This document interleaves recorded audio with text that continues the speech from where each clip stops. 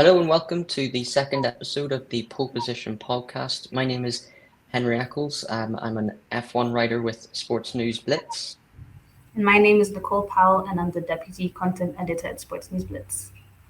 And today we're going to be talking about the Spanish Grand Prix, which I'm delighted to say is a lot more interesting than the Monaco Grand Prix last weekend.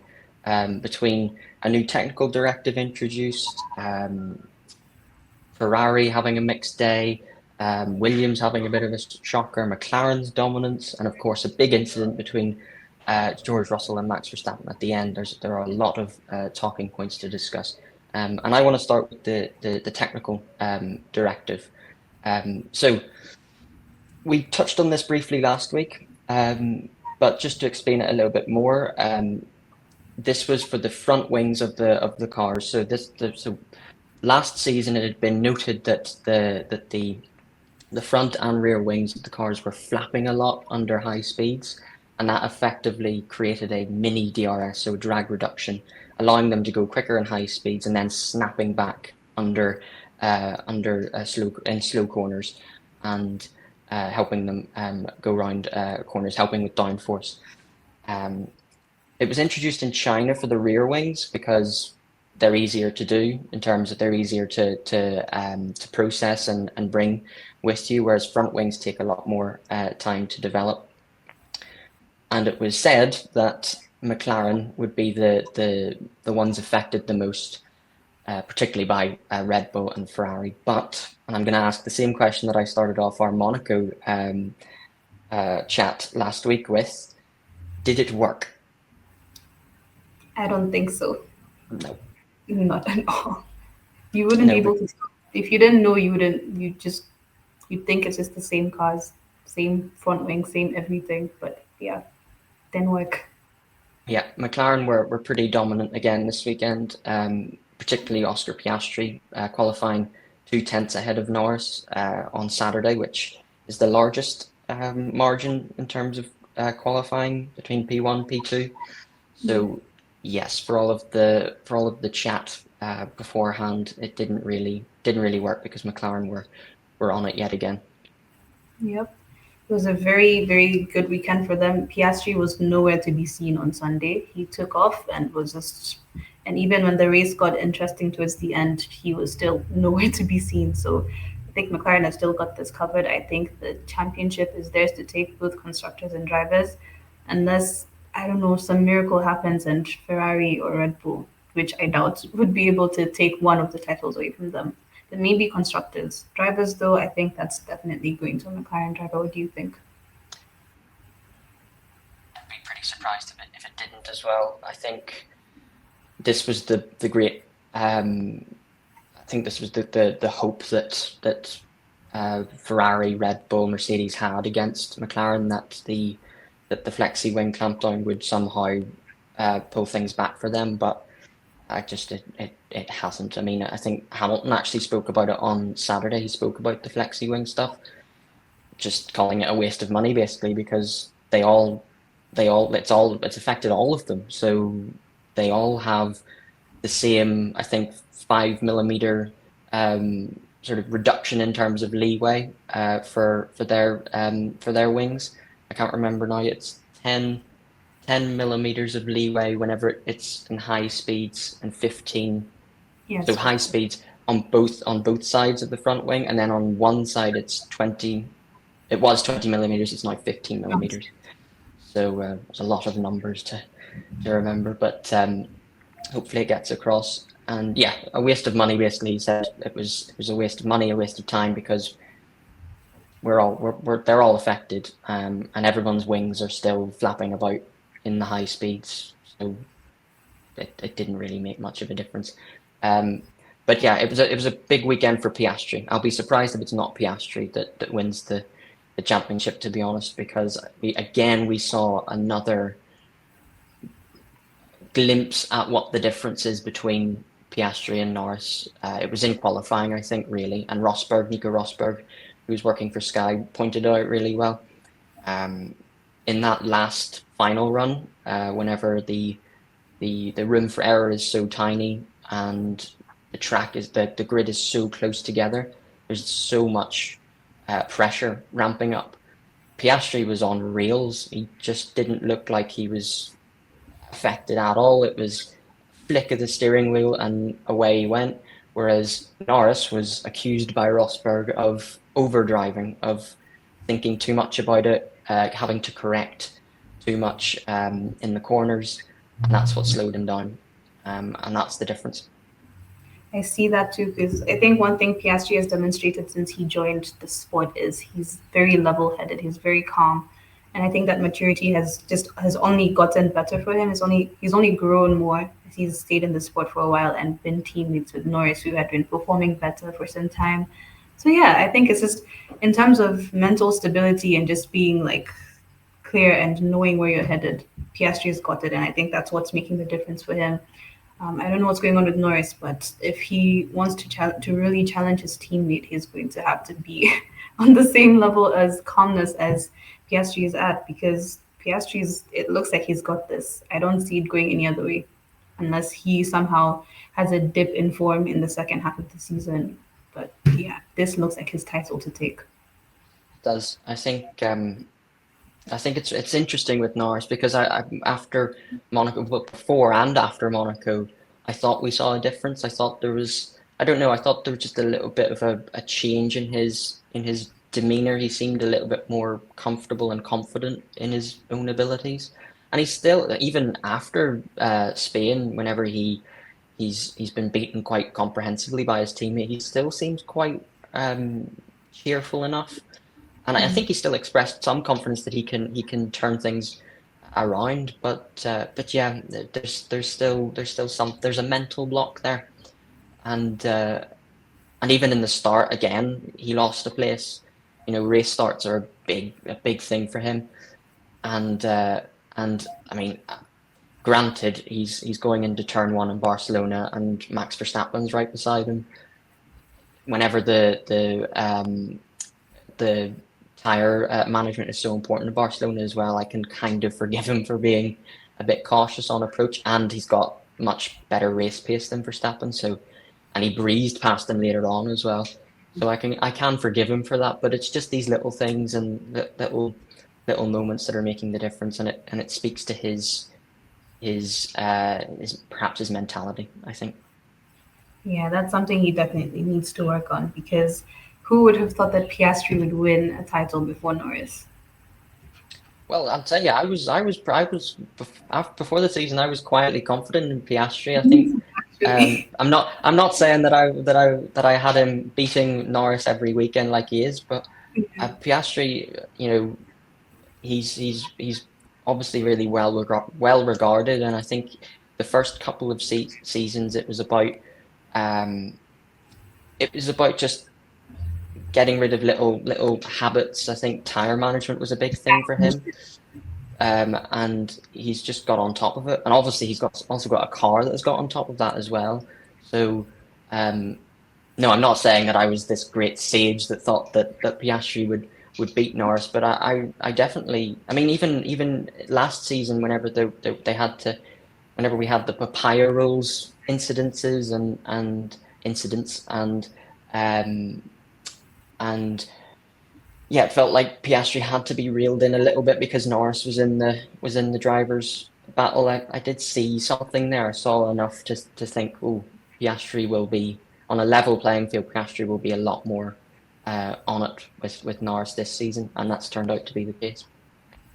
yeah, I was also silently hoping that he'd be the one to come and really show up and show out, because I think a lot of people underestimated him, and especially the Papaya rules, it was hard for him to really come out and show who he was. But he's done so well this season, and if there's anyone who deserves this title, it's him.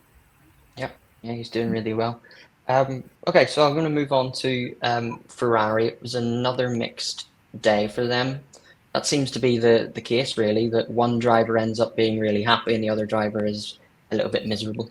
And this week it was Leclerc again that was uh, pretty happy, I'd say. Or he should be anyway, because he started P7. He sacrificed an extra set of, or he sacrificed a final qualifying run in Q3 to give himself an extra set of tires in the race, but ended up on the grid P7, and then recovered to P3, which is a good recovery. Obviously helped out a little bit by the safety car caused by Antonelli's power unit issue, and the fact that Verstappen went on to hard tires at the end. But no, it's a second consecutive podium for Leclerc. He's building a bit of momentum.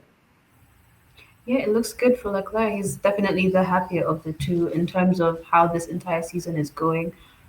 For Lewis, on the other hand, I saw that he had floor damage, which would make sense why he lost so much pace towards the end, especially. Yeah. But I don't know. Ferrari have a lot to figure out, and I feel like we've been saying this exact statement for so many seasons. It's yeah. I don't know what they have to do, but they have to do something. Yeah, I mean, it's just it is. I don't think anybody was expecting really, even with Hamilton joining, for Ferrari to be quite on the level of McLaren this year. But the fact that they were second in the constructors and they had a really strong, I think, recovery last season as well. It's been a major disappointment, I think. I mean, maybe they can get away with the idea of preparing for 2026, but at the same time, you're Ferrari, you can afford to battle on several fronts. It's it's been pretty disappointing. Um, yeah, Hamilton, I know he had his damage, but it was pretty upsetting, I think, for many fans. Really, I think. I mean, he qualified well. He out qualified Leclerc P5. That was good, and he started well too. Yeah. But he gained a place into P4. But by the end, by lap 9, Leclerc had caught up to him, and he was going about a second quicker per lap. Now I know floor damage is important, but it just wasn't a good day at all. And in his interview afterwards, he was pretty distraught. And again, it's a Hamilton that doesn't really have the answers at the moment, other than blaming himself, which is a major issue.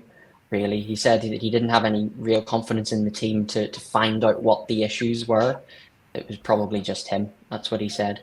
And I think back to Eddie Jordan's quote about Hamilton before he joined Ferrari. I won't repeat it because it's a bit sweary, but he was essentially saying if you don't 100% believe in your abilities, you're not gonna make it at Ferrari. And this came after he was out qualified by Russell in Qatar, I think. So yeah, Hamilton's not quite in the right headspace at the moment, I think. Yeah, well, hopefully, him going back to Canada, the place where he got his first win, a Grand Prix where he's been so successful at, hopefully that brings up his confidence and hopefully Ferrari also get it right. Was it last year Canada where they really went downhill? It's Ferrari. Was that with the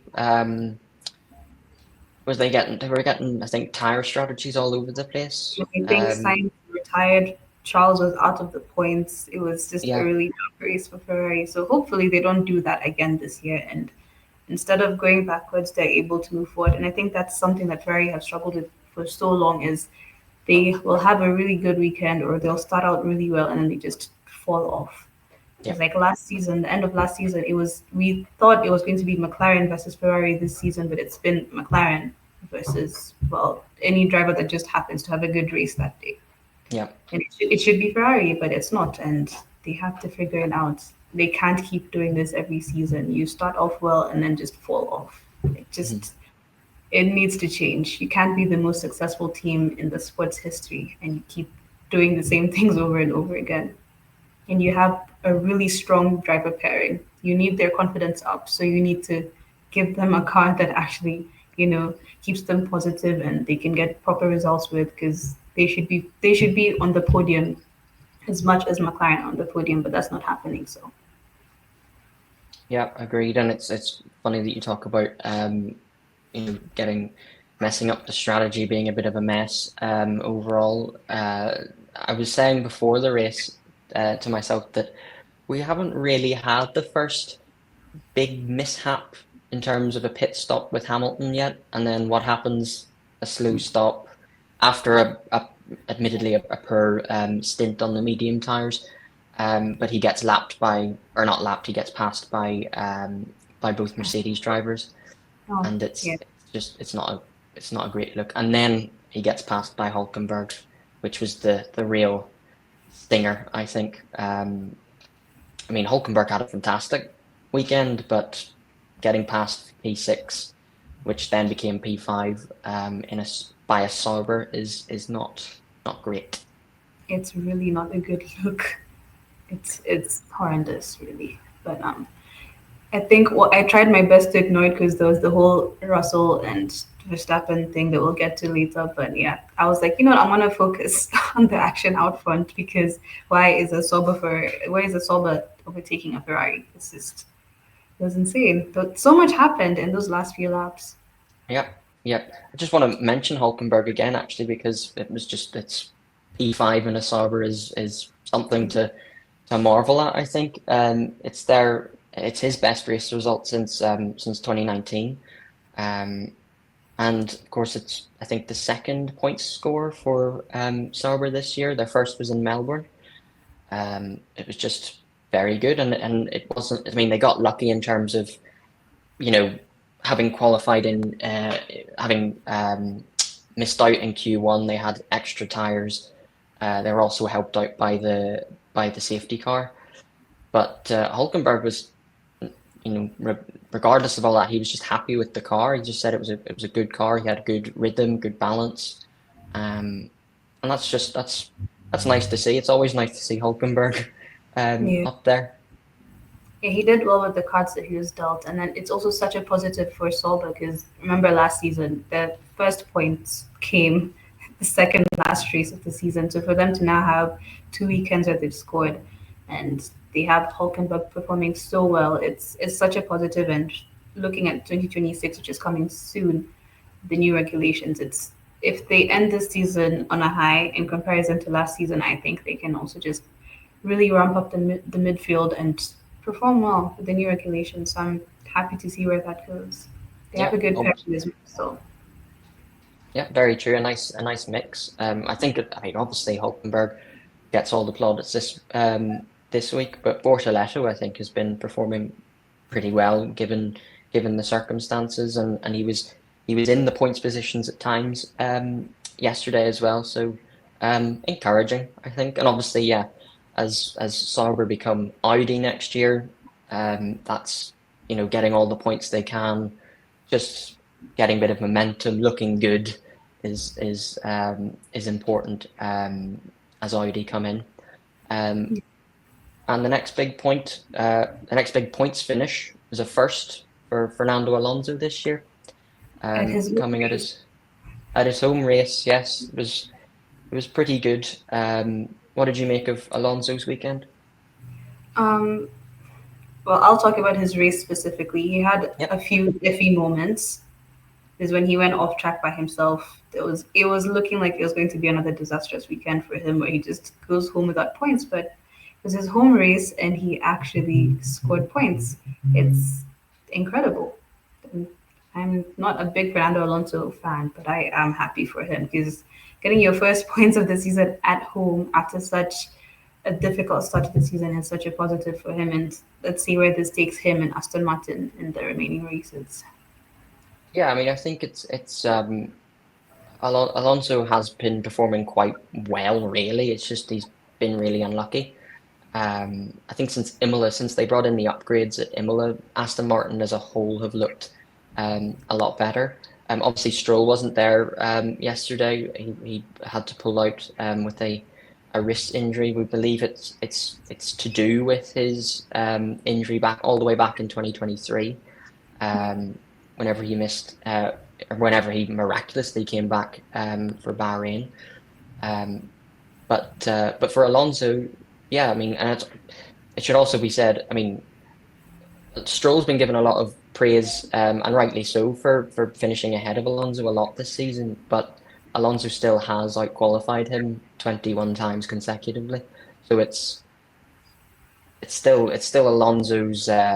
Alonso's team, I think, in terms of who's the who's on top. It's not Alonso's team. We know whose team it is, um, but yeah, he still expressed some disappointment actually in the car that it wasn't very quick on the straights.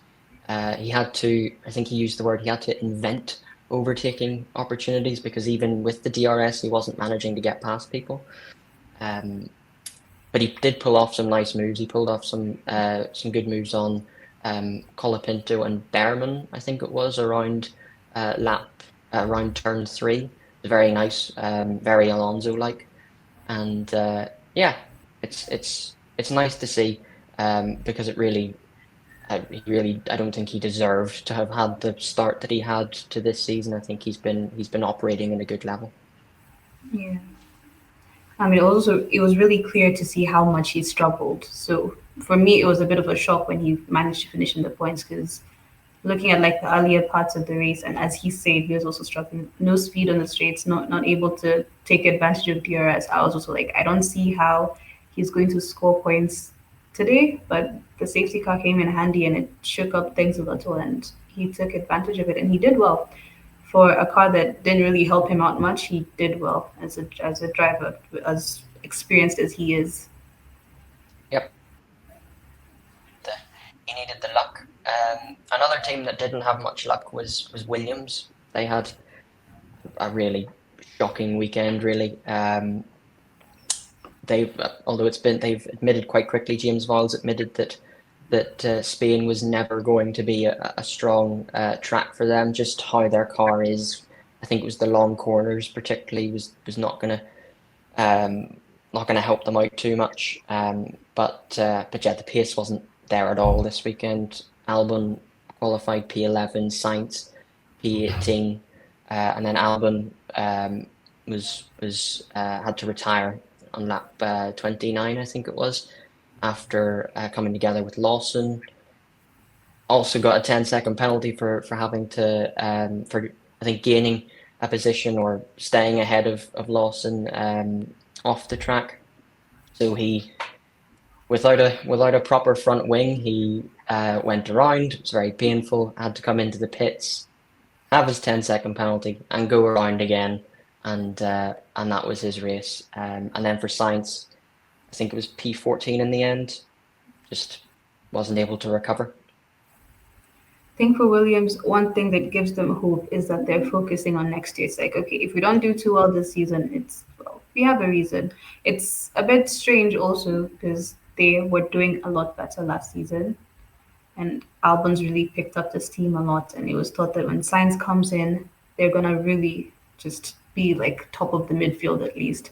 But they struggled, and well, I hope that them sacrificing this year is worth it next year because if not, it's gonna be a lot of money down the drain and a lot of time. And who knows if they'll be able to keep Sainz and Albon if they underperform in the new era that's coming. Yeah, yeah. I think that goes under the radar as well. That they are thinking about 2026 and that 2025. There's next to nothing going on for them really in terms of development. So I'd be surprised if that doesn't hurt them, particularly in the second half of the season. Yeah.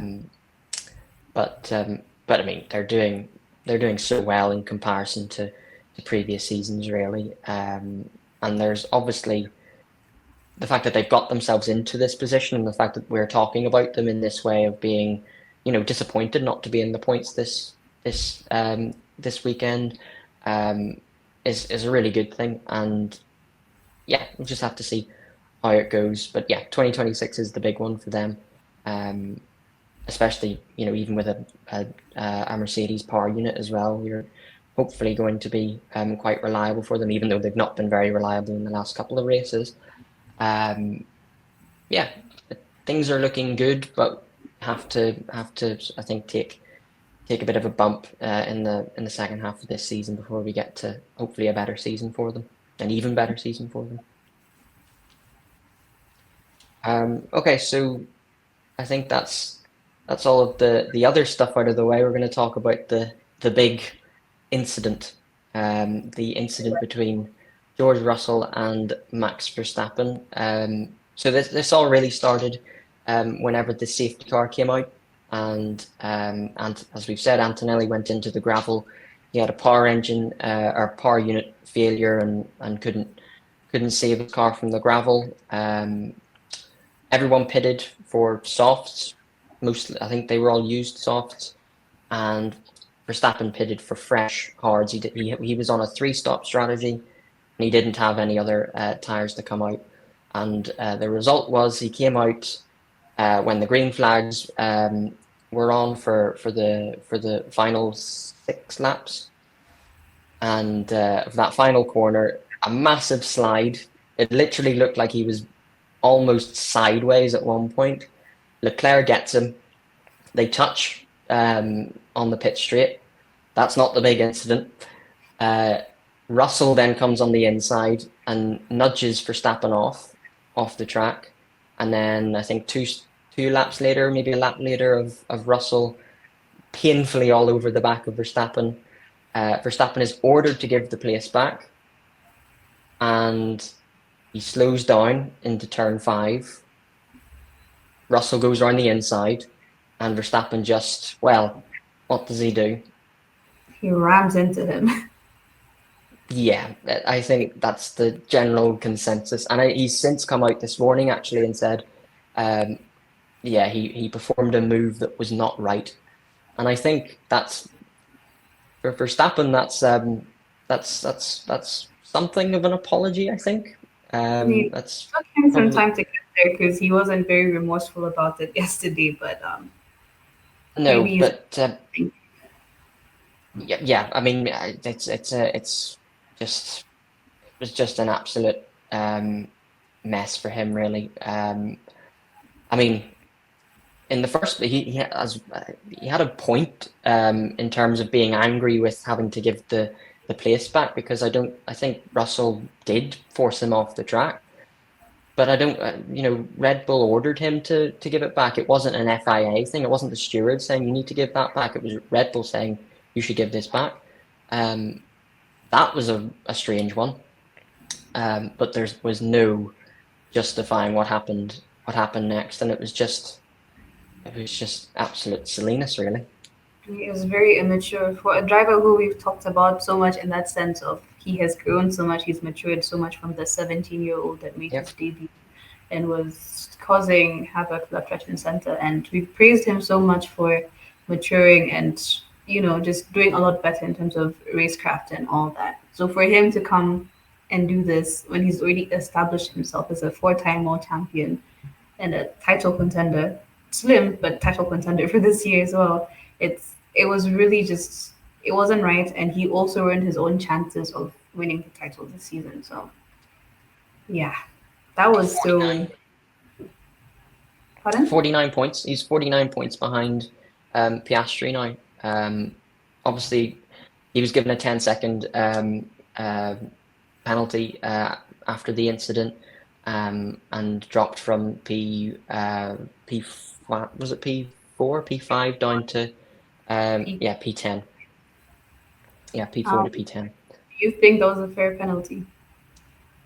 No, I think it was as Rosberg said on commentary, it was pretty lenient. I think he easily could have been disqualified for it. Yeah. We've seen some.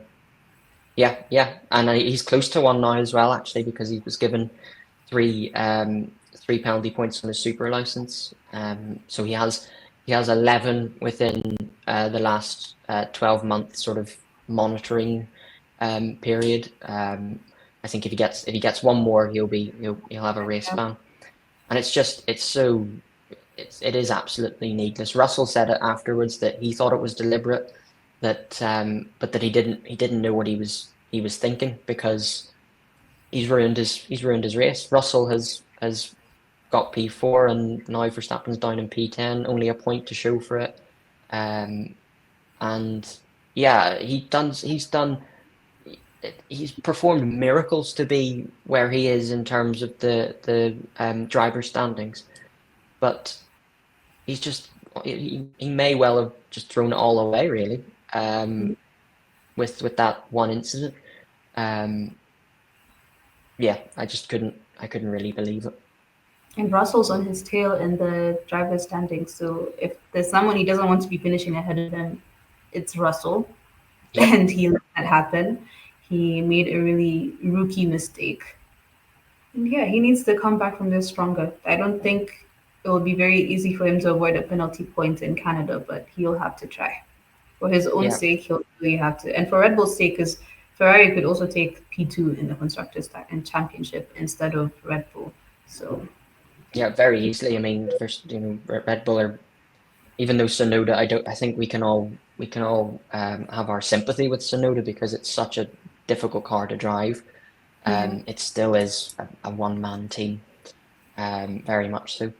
But actually, you make a good point that Russell is on his tail in terms of third in the driver standings because just before Barcelona, it was reported that if Verstappen is in the top four, it was reported by Motorsport that if Verstappen is top four by the end of June, so that would be Austria at the end of June, that he will trigger something in his clause to keep him at Red Bull next year. Now, with only 1 point in Barcelona, and 1 point away from a race ban, And the Red Bull who that knows? doesn't look promising. Yeah, who knows what can happen, and who knows what's going on there as well. Um, it, it's just it's such a tense situation, really. And we find ourselves in a strange situation as well with Russell, funnily enough, that these two best buds there's a very slight possibility that they could end up as teammates because Like, I obviously, was just about to ask you if you think that they'd be able to be in Mercedes together. Should well, Red yeah, Bull or even Red Bull as well, because even Russell's without a contract for next season too. So there is this weird possibility that yeah, these guys that don't get on very well together could become teammates. I don't think that would go down very well. especially I don't think at Red Bull it would because Red Max has a huge advantage at Red Bull. They love him so and he's always been the priority. As soon as Ricardo left, he was the priority. So and I don't think Russell would like being. I don't think he'd want to play second fiddle to Max Verstappen. So I think they'd only be teammates at Mercedes. But would that happen? Would Yeah, I they mean want that? you've got Antonelli there as well, who has performed really well, and they don't want to lose him as well. I mean, Toto Wolff sees him as the next Max Verstappen, and of course, having lost out on Max Verstappen way back when, that would be a big blow. So I don't think it will happen, but maybe one day. Maybe. Maybe you never know what could happen in Formula One. We've had drivers who've gone from enemies to friends. I mean, Sebastian Vettel and Lewis Hamilton didn't get along, and then look at them now. So you never know. You never know. That's Formula One.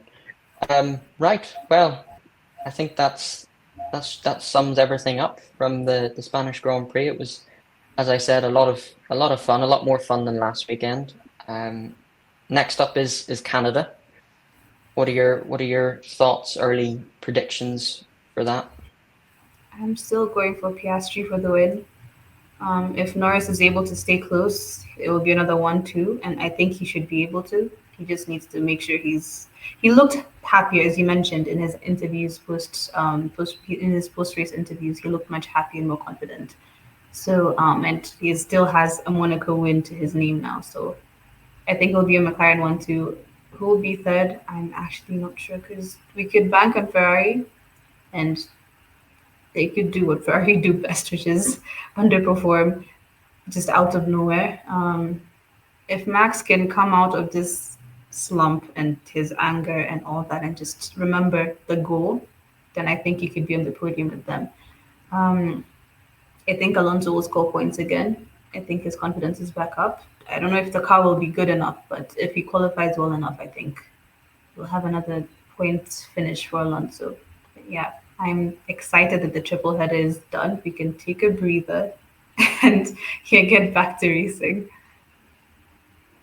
What do you The only think? thing the only thing I want to add to that is obviously Hamilton. I hope to see a bit of a comeback at Canada, because Canada, it's a track that has served him so well and he's performed so well over the years.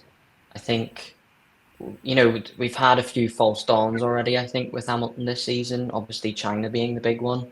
And then Imola have, such a really strong comeback race, having qualified, I think, P12.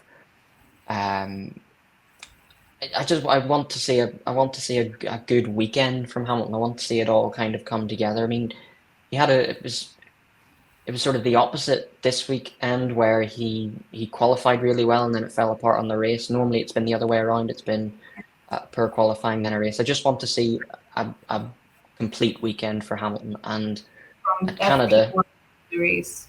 yeah, why not? At Canada, as I said, he's performed really well there before. Why not? Why not do it again? Yeah, and I think one thing when it comes to Lewis is we have to remember he's never been the type of driver who dips in form as the season goes. Usually he's the type, even if he struggles a bit at the start, he usually ends the season on a higher note. So I think he still has. I think we'll see a happier Hamilton towards the end of the season. I think. I hope so. I hope so too, because it's not been fun. It's not been fun the last few years. And you sort of hoped with the Ferrari move that, even if it sort of admitted that, things will be a bit tricky at the start in terms of getting used to the team and everything. Uh, it's slowly started to look a bit like Mercedes last year, and I don't really want that again. And especially with Mercedes doing better than they were before, it makes it sting a bit more. But the season is still young. We have 24 races this season. We've only done what, nine? So Yep. we have a long way to go. Yeah, we do. A lot of things to discuss between now and the end of the season for sure. That's been the Barcelona Grand Prix done. Thanks for joining us. Thanks for joining me, Nicole. And yeah, thanks for watching.